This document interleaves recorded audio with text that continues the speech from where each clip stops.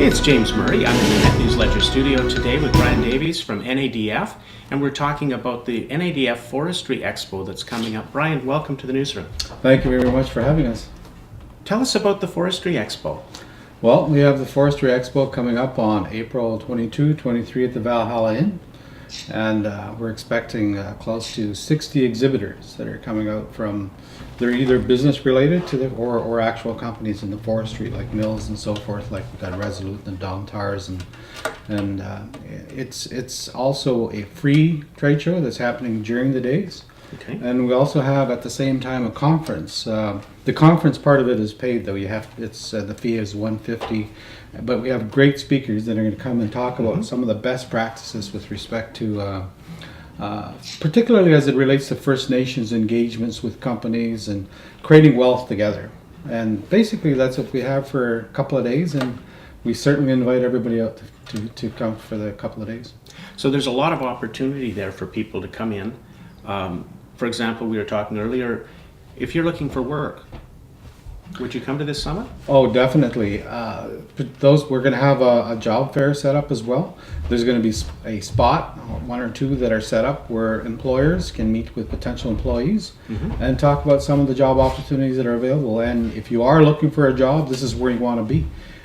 It could be anything related to the forestry industry. It could be a business, a supplier to the industry.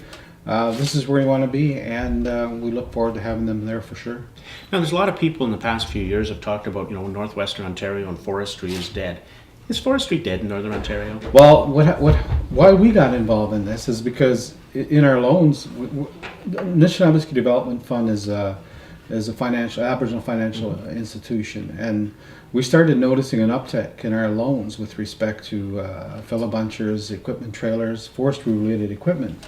And we said there's something going on here, so there's obviously interest. So we put it out there and we sold out. It was only a matter of time. It was only a couple of months before we actually sold out the whole event. And there seems to be a large interest that have registered already coming to the conference itself. So far from dead, forestry may be making its slow, steady comeback. I think so. I noticed, based on some of the advice that we've been getting from particularly our wealth manager, that the forestry industry, particularly across the border in the United States, the housing market is growing.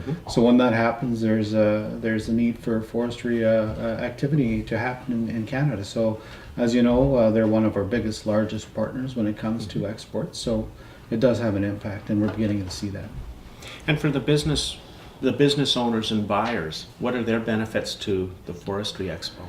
Well, this is a great opportunity for them to see the different products and services that are available. It's been a while. I think 2003 at the Tournament Center was the last time there was a large trade show like this. So, we're long overdue, and these buyers and suppliers are going to be seeing catch up, right? What are some of the innovative products that have been developed in the interim since that time by these various suppliers and companies? So it's great for buyers, and we encourage them to come and see our event, and we understand there's a large number of them coming, so that's good for the show as well. So this sounds exciting. And then, of course, the other side is that you're going to be introducing best practices as part of the conference. That is so important. As you know, there's a lot of activity. We have forestry activity. It's usually on traditional lands within Ontario here. So what we try to do is present wealth creators, the people that develop the forest, and the suppliers, and also the people that have the traditional land, the First Nations, and we bring them together and explore these opportunities together. It's a win-win situation. Whenever you have win-win situations that involve the First Nations and the companies and the overall development of the forestry, not only is it good for those parties, but it's also good for Northern Ontario and for Canada as a whole, and the economy as a whole. So it's a win-win all the way around. Brian, thank you very much for coming in. Thank you very much. About this. Miigwech. Miigwech.